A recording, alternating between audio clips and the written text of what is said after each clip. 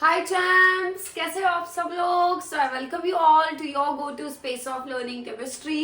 And हम अभी जुड़े हैं हमारे हैलोजन डेरिवेटिव्स टॉपिक के लिए, जो मेथड्स ऑफ प्रेपरेशन हमको देखने हैं। सो इस पर्टिकुलर लेक्चर में हम मेथड्स ऑफ प्रेपरेशन पढ़ने वाले हैं हैलोजन डेरिवेटिव्स, यानी एक तो एल्काइल हैलाइड्स और दूसरा होगा एरिल हैलाइड्स के लिए। सो मैंने आपको ऑलरेडी कहा है हम इस चैप्टर में यूजुअली मोनोहैलोजन डेरिवेटिव्स की ही बात करेंगे, और मोनोहैलोजन डेरिवेटिव्स में भी हम लोग एल्काइल हैलाइड्स यानी हैलो एल्केन्स और aryl halides which means haloarenes, इसके लिए पूरे का पूरा जो आगे का पार्ट है वो उसी पे ही बेस्ड होगा। ठीक, सो हमने अभी तक क्या क्या कवर कर लिया है। हमने अभी तक इंट्रोडक्शन, क्लासिफिकेशन, कितने टाइप से क्लासिफिकेशन किया गया है, हाइब्रिडाइजेशन के बेसिस पे हो चाहे वो नंबर ऑफ हैलोजन आइटम्स के बेसिस पे हो, हमने वो सब कुछ किया था। अब फिर हमने नॉमेनक्लेचर भी देखा है लास्ट वाले पार्ट में, कॉमन नॉमेनक्लेचर भी किया है जिसमें हमने कुछ कॉमन अल्काइल ग्रुप्स देखे थे, और हमने आईयूपीएसी नॉमेनक्लेचर भी पढ़ा था। अब आज जो हम स्टार्ट करने जा रहे हैं वो है मेथड्स ऑफ प्रिपरेशन। बहुत आसान होंगे, आपको आसान तरीके से कैसे इनको याद रखना है वो भी मैं आपको साइमल्टेनियसली बताऊंगी। इधर मेथड्स ऑफ प्रेपरेशन में जो मेन आपको इंपॉर्टेंट ध्यान देना है वो है ऑर्डर ऑफ रिएक्टिविटी वगैरह पे। जहां जहां पे ऑर्डर ऑफ रिएक्टिविटी है वहां पे ज्यादा ध्यान देना, ठीक है। अब एक काम करते हैं, before starting with methods of preparation, alkyl halides को तीन टाइप्स में क्लासिफाई किया जाता है। 1 degree alkyl halides, 2 degree alkyl halides और 3 degree alkyl halides. Alkyl halides को दूसरा तरीका क्या है रिप्रेजेंट करने का, मैंने आपको ऑलरेडी कहा है, दैट इज आर यानी alkyl group single bond x. Correct, लिख लेते हैं। सो एल्काइल हैलाइड्स को हम सिंपल तरीके से आर सिंगल बॉन्ड एक्स ऐसे डिनोट कर सकते हैं। आर क्या है हमारे यहाँ पे एल्काइल ग्रुप, जो कि कार्बन की किसी भी टाइप की चेन हो सकती है, और ये आपका एक्स यानी यहाँ पे क्या है हैलोजन अटैच्ड होना चाहिए। क्या ये halogen fluorine, chlorine, bromine, iodine हो सकते हैं, any of the halogens, that is group 17 elements होने चाहिए। अब क्या यहाँ पे जो कार्बन आपका हैलोजन के साथ बॉन्ड बना रहा है वही सबसे ज्यादा इंपॉर्टेंट होगा पूरी चेन में से? यस। अब ये अगर कार्बन है मान लो ऐसा, फिर एक और एल्काइल हैलाइड में ड्रॉ कर रही हूं इधर, और फिर ये एक और एल्काइल हैलाइड हमने यहाँ पे शो किया है। अब इनमें फर्क क्या है वो देखते हैं। जिस कार्बन का और हैलोजन का बॉन्ड है ना, सिर्फ उस कार्बन पे ध्यान दो। ये वाला यहाँ पे ये जो कार्बन है ये हैलोजन से जुड़ा है ये वाला, और यहाँ पे ये वाला कार्बन जो हैलोजन के साथ अटैच्ड है उस पे ध्यान देना है। इस कार्बन का अगर मैं आपसे टाइप पूछूं, ये वाला जो कार्बन है यहाँ पे जिसके साथ हैलोजन अटैच्ड है, जिसे हमने एरो से मार्क किया है, क्या ये कार्बन सिर्फ आगे एक ही कार्बन से जुड़ा है? यस। तो ये क्या हो गया आपका प्राइमरी कार्बन। यहाँ पे कार्बन 2 कार्बन से जुड़ा है आगे, सो ये हो गया आपका 2 डिग्री कार्बन। और यहाँ जो ये कार्बन है ये 3 और कार्बन से जुड़ा है, सो ये क्या है 3 डिग्री कार्बन। कार्बन की डिग्री हम कैसे फाइंड करते हैं? जिस कार्बन की आपको डिग्री फाइंड करनी है वो आगे कितने कार्बन से अटैच्ड है वो आपको काउंट करना है। इसके ऊपर एक ही कार्बन था इसलिए 1 डिग्री, 2 कार्बन थे इसलिए 2 डिग्री। जब 3 कार्बन अटैच्ड होंगे किसी कार्बन पे तो वो हो जाएगा आपका 3 डिग्री कार्बन। ऐसा कोई एल्काइल हैलाइड जिसमें हैलोजन 1 डिग्री कार्बन पे अटैच्ड होगा उन्हें हम बोलते हैं प्राइमरी एल्काइल हैलाइड्स या फिर 1 डिग्री एल्काइल हैलाइड। जिस कार्बन का हैलोजन के साथ बॉन्ड है अगर वो खुद 2 डिग्री हुआ तो ये एल्काइल हैलाइड हो जाएगा 2 डिग्री या फिर सेकेंडरी एल्काइल हैलाइड। जिस कार्बन का हैलोजन के साथ बॉन्ड है अगर वो कार्बन खुद 3 डिग्री होगा तो ये जो एल्काइल हैलाइड यहाँ पे बनेगा वो हो जाएगा 3 डिग्री एल्काइल हैलाइड। और इस तरीके से एल्काइल हैलाइड्स के 3 टाइप्स हमको देखने के लिए मिलते हैं। सो प्राइमरी, सेकेंडरी और टर्शियरी एल्काइल हैलाइड्स का आई होप आपको डिफरेंस जो है वो क्लियर होगा। आज जो हम पढ़ने वाले हैं इन्हीं टाइप के एल्काइल हैलाइड्स में तीनों भी हम डील करेंगे। Usually 1 degree alkyl halide, 2 degree भी और 3 डिग्री भी, उन्हें कैसे कैसे प्रिपेयर करना है डिफरेंट मेथड से वो हम पढ़ेंगे। जो फर्स्ट मेथड है जिससे हम एल्काइल हैलाइड्स को प्रिपेयर करते हैं वो है फ्रॉम अल्कोहल्स। अब अल्कोहल्स क्या होते हैं बताना जरा। क्या अल्कोहल्स को हम आर यानी कोई भी कार्बन की चेन और उसके ऊपर OH अगर जुड़ा होगा तो क्या हम इसे अल्कोहल कहेंगे? यस। सो अल्कोहल्स का फंक्शनल ग्रुप क्या है? ये OH ग्रुप है। और ये OH ग्रुप किस पे अटैच्ड होना चाहिए? किसी भी कार्बन की चेन पे OH ग्रुप अटैच्ड होना चाहिए। इस अल्कोहल को हमें किस में कन्वर्ट करना है बेटा? इसको कन्वर्ट करना है अल्काइल हैलाइड्स में। और अल्काइल हैलाइड में और अल्कोहल में फर्क क्या दिख रहा है आपको? क्या बस OH ग्रुप की जगह X यानी आपका हैलोजन लेकर आना है। इसको मैं नीचे दिखा देती हूँ क्योंकि यहाँ पे ये नंबरिंग दिया है, ये फर्स्ट है आपका, ठीक है, यहाँ पे लिख रही हूँ शॉर्ट में। ठीक, क्या किया है हमने? पहले तो आपको ये स्ट्रक्चरल चेंज समझ में आना चाहिए, तब जाके आप रिएक्शन कैसे होगी, क्या कर सकते हैं वो सोच पाओगे। हमेशा याद रखना, जब भी कोई भी आपको ऑर्गेनिक कंपाउंड प्रिपेयर करना है, उसे प्रिपेयर करने के लिए जो आपका स्टार्टिंग मटेरियल होता है उसमें और आपको जिसे प्रिपेयर करना है, उन दोनों में स्ट्रक्चर वाइज डिफरेंस क्या है आपको उसके ऊपर ध्यान रखना है। स्ट्रक्चरली जो डिफरेंस होगा वहीं से आपको काफी सारी चीजें जो है वो क्लियर होंगी। जैसे यहाँ पे डिफरेंस क्या है बेटा? क्या OH को निकालना है यहाँ से और उसकी जगह हमें हैलोजन X लेकर आना है? क्या ऑलरेडी हैलोजन है यहाँ पे? नहीं है। यानी ऑब्वियसली जो हम अल्कोहल के साथ में बाहर से मिक्स करेंगे, क्या वहां से हैलोजन आना चाहिए? यानी यहाँ अल्कोहल अकेला अल्काइल हैलाइड नहीं बना सकता, अल्कोहल के साथ कुछ ना कुछ बाहर से रिएजेंट ऐड करेंगे जहां से आपका हैलोजन एंटर होगा। क्लियर है? अब पहला क्या है? General reaction. जनरल रिएक्शन में फर्स्ट अल्कोहल से प्रिपेयर करने के काफी सारे मेथड्स है, फॉस्फरस हैलाइड्स भी यूज होते हैं और आपका थायनिल क्लोराइड भी यूज होता है, वो हम इसके बाद पढ़ेंगे। बट अल्कोहल्स में पहला मेथड कौन सा है अल्काइल हैलाइड्स प्रिपेयर करने का? By using HX। और HX मतलब क्या होगा आपका? ये X यानी फिर से क्या होगा? हैलोजन। क्या ये HCl हो सकता है? यस। क्या ये HBr हो सकता है? यस। क्या ये HI हो सकता है? यस। बट HF हम यूजुअली अवॉइड करते हैं क्योंकि HF फ्लोरीन बहुत ज्यादा वायलेंटली रिएक्शंस दिखाता है, इसीलिए फ्लोरीन वाले रिएक्शंस को हम यूजुअली अवॉइड करते हैं। आपको एक रिएक्शन आगे पढ़ने के लिए मिलेगा जो कि नेम रिएक्शन भी है, जिसमें हम अल्काइल फ्लोराइड्स बनाएंगे, वरना यूजुअली हम अल्काइल क्लोराइड्स, ब्रोमाइड्स, आयोडाइड से भी बहुत कम, बट क्लोराइड्स और ब्रोमाइड्स पे हम ज्यादा फोकस्ड रहेंगे। ठीक है, क्या यूज करना है? HX। ये HX मतलब क्या होगा आपका? HCl हो सकता है या HBr हो सकता है या HI हो सकता है। HF होने के चांसेस नहीं है हम, क्योंकि वो बहुत ज्यादा रिएक्टिव है, उसकी रिएक्शन बहुत ज्यादा वायलेंट होती है। इनका नाम क्या है? ये क्या है? HCl यानी हाइड्रोक्लोरिक एसिड, ये हाइड्रोब्रोमिक एसिड, ये हो गया हाइड्रो आयोडिक एसिड। HCl को हम हाइड्रोजन क्लोराइड भी बोलते हैं, इसे हम हाइड्रोजन ब्रोमाइड बोल सकते हैं, इसे हम हाइड्रोजन आयोडाइड बोल सकते हैं, मल्टीपल नेम्स है। जैसे आपको HCl, HBr, HI का नाम नहीं भी पता है, HCl का तो नाम पता है हाइड्रोक्लोरिक एसिड, तो वहां क्लोरिक की जगह ब्रोमिक और आयोडिक कर दो, इनके नाम मिल गए। इसे हम हाइड्रोजन क्लोराइड भी कभी कभी बोल जाते हैं, ये हाइड्रोजन ब्रोमाइड कर दो या आयोडाइड कर दो, फर्क उतना ही है। डन। अब इसके लिए लिखते हैं जनरल रिएक्शन। सो जनरल रिएक्शन क्या होगा? यहाँ पे ROH होगा यानी अल्कोहल, और इसकी रिएक्शन करवाएंगे HX के साथ। अब जनरल लिख रहे हैं, आपको स्पेसिफिक क्लोरीन, ब्रोमीन, आयोडीन की नहीं लिख रहे हैं, जनरल रिएक्शन है इसलिए हमने जनरल X हैलोजन दिखाया है। किस में कन्वर्ट होगा? ये R और X में कन्वर्ट होने वाला है। यहाँ पे OH की जगह क्या आने वाला है? यहाँ पे X आके लगने वाला है, और ये है हमारी इसकी जनरल रिएक्शन। क्लियर है? सो ये जनरल रिएक्शन है जिससे हम अल्कोहल्स को अल्काइल हैलाइड्स में कन्वर्ट करते हैं। अब मुझे एक बात बताओ, आपके पास ये जो अल्कोहल है, अगर ये 1 डिग्री हुआ, क्या आपका अल्काइल हैलाइड 1 डिग्री मिलेगा? यस, क्योंकि सिर्फ OH निकल के X लगेगा, R तो मैटर नहीं करता है। सो अगर ये R ग्रुप प्राइमरी हुआ तो ये भी आपका 1 डिग्री अल्काइल हैलाइड बनेगा। अगर अल्कोहल 2 डिग्री होगा तो अल्काइल हैलाइड भी 2 डिग्री ही मिलेगा।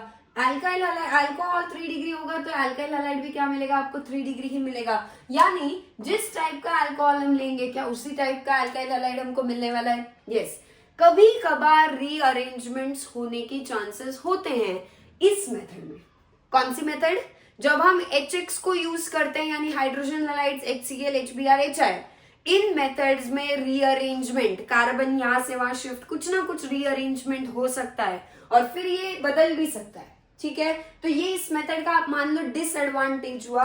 मैं यहाँ पे लिख देती हूं डिसएडवांटेज इस मेथड का, HX यूज करने का। अल्कोहल से अगर आपको अल्काइल हैलाइड बनाना है तो आप HX यूज करने वाले हो, पर HX यूज करने का डिसएडवांटेज है कि इस मेथड में कभी कभार कार्बन की चेन में रीअरेंजमेंट हो सकते हैं, और रीअरेंजमेंट होना ये इसका एक डिसएडवांटेज हम याद रख सकते हैं। हमें कोई ऐसे एग्जाम्पल्स एज सच नहीं करने, कहीं पे कोई एग्जाम्पल आएगा तो देखेंगे, बट अभी के लिए आपको क्या याद रखना है कि इस मेथड का एक वन ऑफ द डिसएडवांटेजेस होगा। अब हमें देखनी है ऑर्डर ऑफ रिएक्टिविटी, जो कि हर मेथड ऑफ प्रिपरेशन में इंपॉर्टेंट रहेगी। अब किस किस का ऑर्डर ऑफ रिएक्टिविटी मैटर करेगा बताओ? क्या आपके अल्कोहल में 3 ऑप्शंस है, 1 डिग्री, 2 डिग्री, 3 डिग्री। क्या 1 डिग्री अल्कोहल को HX के साथ रिएक्ट कर रहा है, अल्काइल हैलाइड बना, बट उसकी रेट का, रिएक्शन का रेट यानी स्पीड 2 डिग्री और 3 डिग्री के कंपैरिजन में अलग अलग रहेगा। सो ऑर्डर ऑफ रिएक्टिविटी याद रखनी है, हमेशा याद रखना। इस मेथड में 3 डिग्री अल्कोहल सबसे ज्यादा रिएक्टिव होंगे compare to 2 degree, compare to 1 degree. सबसे जल्दी जो रिएक्शन में रिएक्ट करेंगे सबसे फास्ट, वो होंगे आपके 3 डिग्री अल्कोहल्स, उनकी रिएक्टिविटी बहुत हाई होती है। सबसे स्लो जो रिएक्ट करेंगे एक रिएक्शन में, इसी मेथड की बात हो रही है, ठीक है, ये सब हम इसी मेथड के लिए पढ़ रहे हैं, वो होंगे आपके प्राइमरी या फिर 1 डिग्री अल्कोहल्स।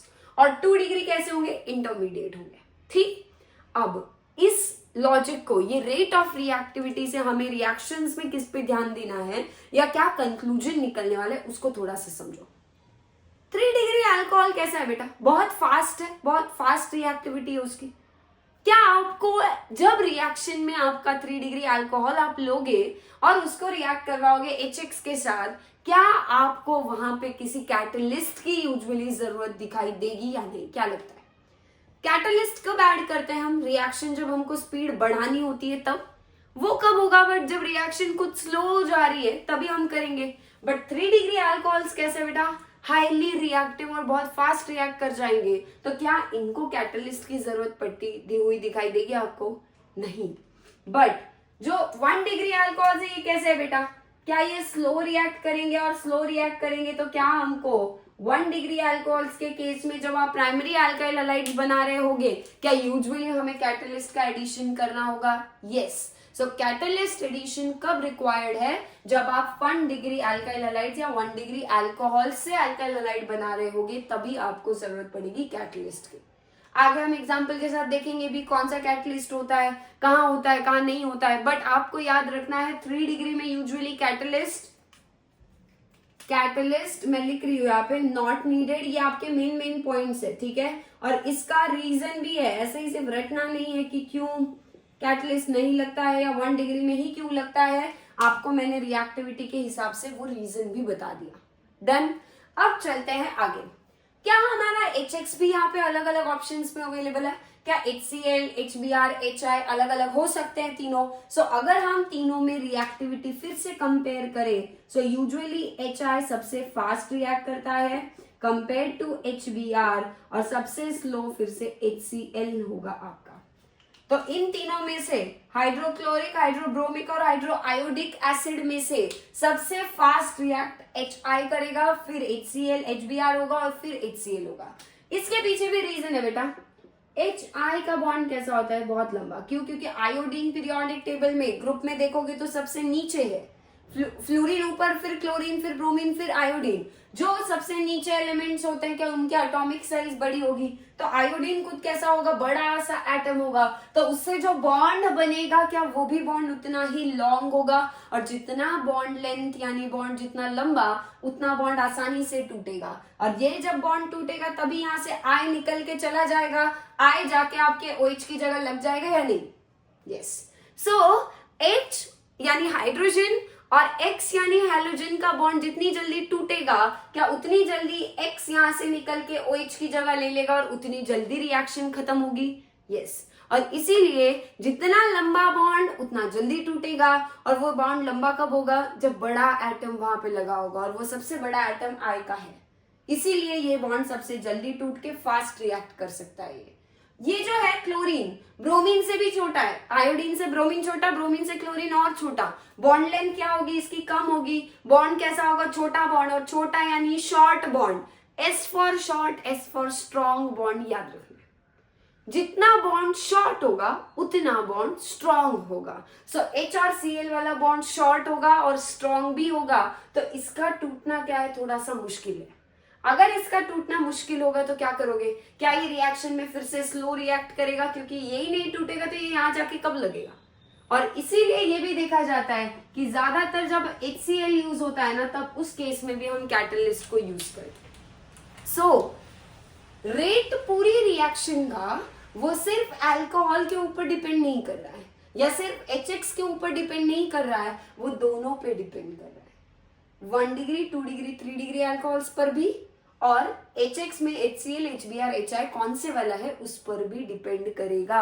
और इसीलिए ये ऑर्डर ऑफ रिएक्टिविटी से हम कैटलिस्ट कब यूज होगा कब नहीं यूज होगा वो हम डिसाइड कर सकते हैं। Is this clear?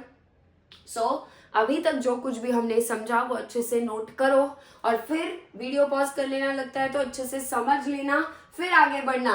अब हम क्या करने जा रहे हैं, एल्काइल क्लोराइड्स, एल्काइल ब्रोमाइड्स और एल्काइल आयोडाइड्स बनाएंगे।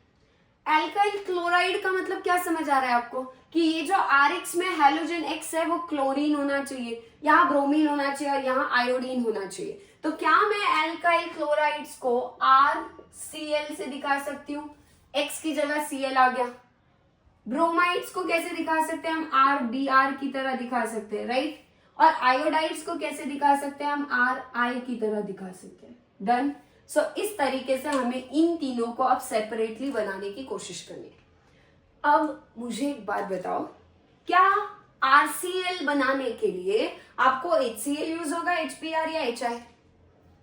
अल्कोहल तो रहेगा ही ना, ROH, अल्कोहल तो रहेगा ही, क्योंकि हम ये जो मेथड पढ़ रहे हैं अल्कोहल से ही पढ़ रहे हैं।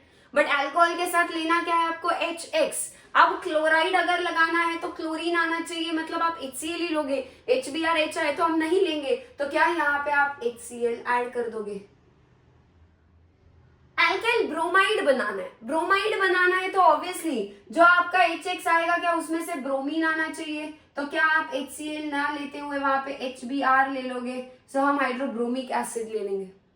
आपको RI बनाना है, एल्काइल आयोडाइड बनाना है। क्या एल्काइल आयोडाइड बनाने के लिए आप अल्कोहल के साथ में ऑब्वियसली HI आना चाहिए या नहीं, तभी जाके आयोडाइड आएगा या नहीं, करेक्ट है। सो क्लोराइड चाहिए तो HCl ले लो, ब्रोमाइड चाहिए होगा तो HBr लेंगे, आयोडाइड चाहिए होगा तो HI ले लेंगे। ठीक है, पहले हम एल्काइल क्लोराइड्स को डिस्कस करते हैं। एक तरफ लेते हैं प्राइमरी अल्कोहल और दूसरी तरफ ले लेते हैं सेकेंडरी अल्कोहल, और तीसरी तरफ ले लेते हैं टर्शरी अल्कोहल। टर्शरी अल्कोहल्स कैसे हैं बताओ। क्या मैंने आपको कहा था कि टर्शरी अल्कोहल्स आपको पता है ना बहुत ज्यादा रिएक्टिव है। क्या अगर वो बहुत ज्यादा रिएक्टिव है तो क्या मैं एक टेस्ट ट्यूब लूंगी, टेस्ट ट्यूब में टर्शरी अल्कोहल को डालेंगे, टर्शरी अल्कोहल के साथ ये जो HCl है, HCl क्या होता है, हाइड्रोजन क्लोराइड रूम टेम्परेचर पे गैस होती है। आप डायरेक्टली अल्कोहल ले सकते हो लिक्विड, उसके अंदर HCl की गैस को पास कर सकते हो, या दूसरा ऑप्शन क्या है, हम HCl को लेके पानी में डिसॉल्व करेंगे, वो आपका डाइल्यूट HCl या एक्वियस सोल्यूशन बनेगा HCl का, वो भी डाल सकते हैं। क्या ऐड कर दिया HCl, और क्या बन जाएगा आपका RX बन जाएगा, और वो RCl होगा। बट अब ये अल्काइल हैलाइड कैसा होगा बेटा, क्या ये टर्शरी अल्काइल हैलाइड होगा, क्योंकि आपने टर्शरी अल्कोहल ROH लिया है यहाँ पे। ठीक है, ये 1 डिग्री क्या है आपका ROH, और 2 डिग्री भी क्या है आपका ROH। ठीक है, हम अल्कोहल से बना रहे हैं ना अल्काइल हैलाइड। ठीक है, अब 3 degree alkyl alcohol highly reactive होने की वजह से क्या उसको हम डायरेक्टली HCl के साथ मिक्स करते वो रिएक्ट हो जाएगा, क्या आपको इस रिएक्शन में किसी कैटलिस्ट की जरूरत पड़ेगी, नहीं पड़ेगी। HCl कैसा है बेटा, खुद बहुत कम रिएक्टिव है, बट उसके सामने जो रिएक्ट करने आ रहा है वो कौन है, टर्शरी अल्कोहल है। HCl भले ही स्लो जाने की कोशिश करेगा, बट क्या टर्शरी अल्कोहल तो जल्दी से जाके रिएक्ट करने की कोशिश करेगा या नहीं। इसीलिए इस केस में अल्काइल हैलाइड बनाते वक्त, अल्काइल क्लोराइड टर्शरी वाला बनाते वक्त हमें HCl अकेला डालना वो भी सफिशिएंट है, कैटलिस्ट वहां पे ऐड करने की जरूरत नहीं है। बट HCl कैसा है, क्या आपका HCl जिसके साथ अल्कोहल रिएक्ट करने जा रहा है वो बहुत कम रिएक्टिव है HBr और HI के सामने, यस। और अब आप अल्कोहल कौन सा ले रहे हो बेटा, 1 डिग्री 2 डिग्री अल्कोहल हम ले रहे हैं। क्या 1 डिग्री और 2 डिग्री अल्कोहल ये कंपेरेटिवली स्लो ही होंगे, यानी आपने क्या मिक्स किया है, अल्कोहल भी स्लो और साथ में जो एसिड है HCl हाइड्रोक्लोरिक एसिड वो भी स्लो, दोनों स्लो स्लो अकेले काफी नहीं है रिएक्शन के लिए। क्या हमको यहाँ पे फिर ZnCl2 एक कैटलिस्ट ऐड करना होगा? यस। सो HCl के साथ हमेशा याद रखना, HCl के साथ हम जो कैटलिस्ट लेते हैं वो होता है अनहाइड्रस जिंक क्लोराइड। ZnCl2 का नाम क्या है? Zinc chloride. और अनहाइड्रस का मतलब होता है जो वाटर से फ्री हो। जिंक क्लोराइड में वाटर ऑफ क्रिस्टलाइजेशन हो सकते हैं, आपको वो वाटर को रिमूव करके उसको पूरा ड्राई करके वाटर से फ्री करके वो जिंक क्लोराइड को वहां पे ऐड करना होगा। सो ये जो कॉम्बिनेशन है अब HCl और ZnCl2 का, ये बढ़िया कॉम्बिनेशन। अब आपके 1 डिग्री 2 डिग्री अल्कोहल स्लो क्यों ना हो, इसके साथ आसानी से रिएक्ट कर सकते हैं। और अब हम क्या करें, क्या मिलेगा बताओ? क्या आपका 1 डिग्री RX बन जाएगा, यानी 1 डिग्री अल्काइल हलाइड, और हलाइड कौन सा आएगा? HCl ले रहे हो तो क्लोराइड आएगा। और क्या आपका 2 डिग्री अल्कोहल से 2 डिग्री अल्काइल क्लोराइड बन जाएगा? Of course. तीनों में से कैटलिस्ट यूज करने की जरूरत कहां पड़ी बेटा? HCl के साथ जब 1 डिग्री या 2 डिग्री अल्कोहल होंगे तब आप कैटलिस्ट ZnCl2 डालोगे। 3 डिग्री वाले के साथ जरूरत नहीं है, अल्कोहल ले लो, HCl मिलाओ, शेक कर दो, रिएक्शन हो जाएगी। यहाँ पे आपको जिंक क्लोराइड लेना पड़ेगा, रिएक्शन को हीटिंग करना पड़ेगा, तब जाके रिएक्शन होगी, क्योंकि दोनों भी स्लो स्लो थे। यहाँ एटलीस्ट एक फास्ट था 3 डिग्री अल्कोहल, भले HCl स्लो था, तो वहां पे हमारा काम बिना कैटलिस्ट के भी चल गया। और जब आप प्राइमरी या सेकेंडरी अल्कोहल को लोगे और उससे जब आप प्राइमरी या सेकेंडरी अल्काइल हलाइड बनाओगे, क्या यूज करके? HCl और साथ में ZnCl2 का कैटलिस्ट यूज करके, इस प्रोसेस को बोला जाता है ग्रूव्स प्रोसेस। ग्रूव्स प्रोसेस क्या है? फिर से रिपीट कर रही हूं, प्राइमरी और सेकेंडरी अल्कोहल से जब प्राइमरी और सेकेंडरी अल्काइल क्लोराइड, सिर्फ क्लोराइड की बात हो रही है, ब्रोमाइड आयोडाइड की नहीं, क्या यूज करना है? HCl ZnCl2 कैटलिस्ट यूज करना है, तब वो प्रोसेस का नाम होता है ग्रूव्स प्रोसेस। अब एक पॉइंट यहां पे नोट करना, HCl और ZnCl2 का ये जो कॉम्बिनेशन है, अनहाइड्रस जिंक क्लोराइड लिखना, AnHYD, कहीं पे भी AnHYD लिखा है मतलब समझो अनहाइड्रस, और अनहाइड्रस मतलब जिसमें वाटर प्रेजेंट नहीं है। इसे हम मिला के ये कॉम्बिनेशन को बोला जाता है ल्यूकास रिएजेंट। क्या नाम है HCl और ZnCl2 के कॉम्बिनेशन का? Lucas reagent. मैंने ऑलरेडी पहले वाले लेक्चर्स में बोला है कि ऑर्गेनिक में जब जब मैं कुछ कुछ याद करने के लिए कहूंगी, तो वो आपकी जो नोटबुक है जिसमें आप नोट्स बना रहे हो, उस नोटबुक में पहला या आखिरी जो पेज है, वहां पे एक पेज पे आपको जो जो मैं लर्न करने बोल रही हूँ, स्पेसिफिकली लर्न, वो आपको वहां पे लिखना है। यहाँ नोट्स में तो रहेगा ही, बट आपको पीछे स्पेशली भी लिखना है। क्यों? क्योंकि जो जो लर्न करने वाली चीजें हैं वो आपको दिन में एक बार रिवाइज करनी है। जैसे जैसे हम ऑर्गेनिक में आगे बढ़ेंगे और चीजें उसमें ऐड करवाऊंगी मैं, जो जो लर्न करना कंपलसरी है, वो चीजें आपको रोज एक बार रिवाइज करना है। फिलहाल थोड़ा होगा, आगे जाते जाते वो बढ़ेगा, और एट द एंड जब ऑर्गेनिक हो चुका होगा तब you will have a collection of things to learn, और तब वो जब एक जगह पे होगा ना, तो आपको अपने आप हो, और एक दिन में रोज रोज रोज कितने ऐड हो जाएंगे? मान लो एक लेक्चर में 2 मैक्सिमम 5 चीजें मैं लिखवा सकती हूँ जो लर्न करने वाली। क्या आप रोज 5-5 चीजें लर्न करके उनको उसमें ऐड करके रोज रिवाइज करोगे, तो एट द एंड ऑर्गेनिक खत्म होने से पहले काफी सारी चीजें आपके दिमाग में होंगी। सो ये प्रैक्टिस जरूर फॉलो करो। सो उसी लिस्ट में अब ल्यूकास रिएजेंट लिखना है। Lucas reagent is equal to, क्या होता है ल्यूकास रिएजेंट? HCl और साथ में अनहाइड्रस ZnCl2 का कॉम्बिनेशन होता है। तो क्या मैं ये बोल सकती हूँ कि ग्रूव्स प्रोसेस में हम ल्यूकास रिएजेंट मिलाते हैं 1 डिग्री और 2 डिग्री अल्कोहल्स के साथ? यस, करेक्ट है।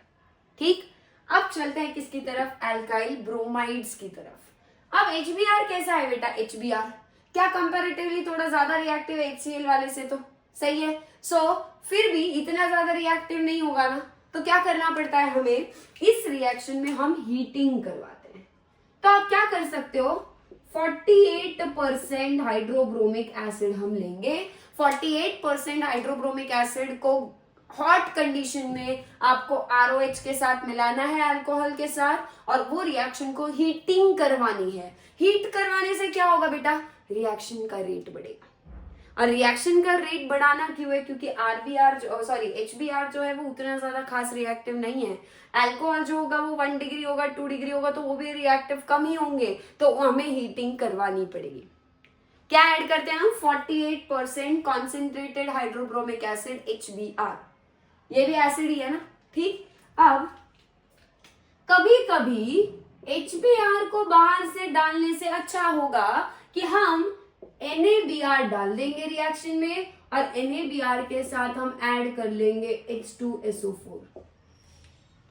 अब होता क्या है, देखो आप क्या करने वाले हो, ये मैं रिएक्शन समझाती हूँ प्रैक्टिकली हम कैसे करेंगे। क्या लेंगे, अल्कोहल ले लेंगे अपना जो भी है, उसके साथ एक ऑप्शन है आपके पास, आप 48% HBr डाल दो। दूसरा ऑप्शन है डायरेक्टली HBr नहीं मिलाएंगे, हम उसको बनाने के लिए दो और चीजें मिलाएंगे।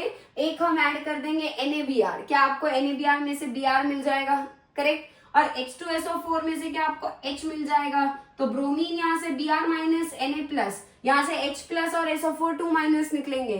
क्या एसिड का काम होता है H प्लस देना, H2SO4 यानी कौन सा एसिड है, सल्फ्यूरिक एसिड। सल्फ्यूरिक एसिड क्या बनाएगा, यहाँ से H प्लस बनेंगे, और NaBr कैसे टूटेगा बताओ मुझे, क्या NaBr में से Na प्लस अलग और Br माइनस अलग हो जाएगा, क्या एसिड H2SO4 में से H प्लस और ये वाला Br माइनस मिलके HBr नहीं बनाएंगे, बिल्कुल बनाएंगे। एक तरफ आप डायरेक्ट HBr ऐड कर रहे हो, दूसरी तरफ आप इनडायरेक्टली रिएक्शन के अंदर बाहर से डायरेक्टली HBr नहीं मिला रहे हो, बट रिएक्शन के अंदर जब आप NaBr और H2SO4 डाल दोगे, क्या रिएक्शन के अंदर खुद HBr बनेगा। और जब HBr रिएक्शन में आपने डाला नहीं है, बट वो रिएक्शन में ही बन के, क्या वो HBr जैसे यहाँ से बनेगा वो जाके इस अल्कोहल के साथ रिएक्ट कर जाएगा, यस। सो ये इनडायरेक्ट वे है HBr को रिएक्शन में लाने का, डायरेक्ट नहीं है।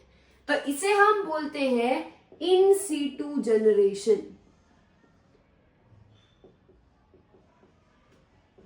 क्या बोला जाएगा इसको, in situ generation. In situ का मतलब होता है कि रिएक्शन के अंदर आपने डाला नहीं था HBr, बट रिएक्शन के अंदर आपने ऐसी चीजें मिक्स की थी जिनसे खुद वहां रिएक्शन में अपने आप HBr बन के आगे रिएक्शन में पार्ट भी ले लेगा। इसे बोला जाता है इन सीटू जनरेशन। ये है आपका एक्स सीटू जनरेशन। रिएक्शन के बाहर ही आपने HBr बनाया और उसको डाला, एक्स मतलब बाहर, बाहर यानी एक्सटर्नल, एक्सटर्नल वाला एक्स समझ लो।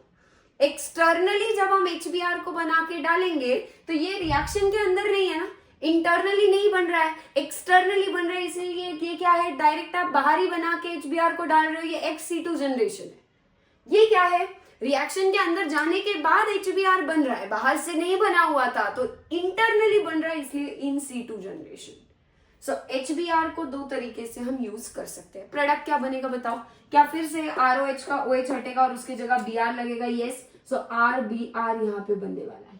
बट अब बताओ, अगर मान लो आपने NaBr H2SO4 यूज किया होगा, यहाँ से जो HBr थे वो तो रिएक्शन में आ गए RBr के साथ, क्या आपके H प्लस होंगे, Na और SO4 भी होंगे वहां पे, तो Na और सल्फेट जो H2SO4 से आ रहा है ये मिलके आपके Na2SO4 बना लेंगे, सोडियम सल्फेट बनेगा Na2SO4, ठीक है। और साथ में आपका वाटर भी बनेगा, क्यों यहाँ पे क्यों बनेगा वाटर, क्योंकि H प्लस यहाँ से निकलेंगे और ये OH भी तो यहाँ से निकलेंगे, तो ओवरऑल यहाँ पे वाटर भी फॉर्म होगा। सो इस तरीके से आपको ध्यान किस पे देना है, मेन आपको प्रोडक्ट्स पे ध्यान देना है। बाय प्रोडक्ट्स को भले ही नहीं भी समझा तो भी चलेगा, बाय प्रोडक्ट्स कौन से होते हैं उस पर ध्यान देना है ऑफकोर्स, बट उससे पहले प्रोडक्ट समझ में आना चाहिए। सो अब इस पे क्वेश्चन कैसा आएगा, मान लो कहीं पे रिएक्शन में एरो के ऊपर आपको लिख कर दिया है कि अल्कोहल है, अल्कोहल के साथ HBr लिख कर दिया है सीधा, तब भी आप RBr ही बनाओगे। और कहीं पे अगर एरो पे अल्कोहल के साथ NaBr H2SO4 का कॉम्बिनेशन लिख कर दिया है और हीटिंग दी है, तब भी वहां पे HBr बनेगा, ये समझ के आप फिर से RBr ही बनाने वाले हो। आई होप ये मेथड आपको क्लियर होगा। अब अगला है अल्काइल आयोडाइड बनाना है। अल्काइल आयोडाइड बनाने के लिए क्या चाहिए हमको, HI चाहिए।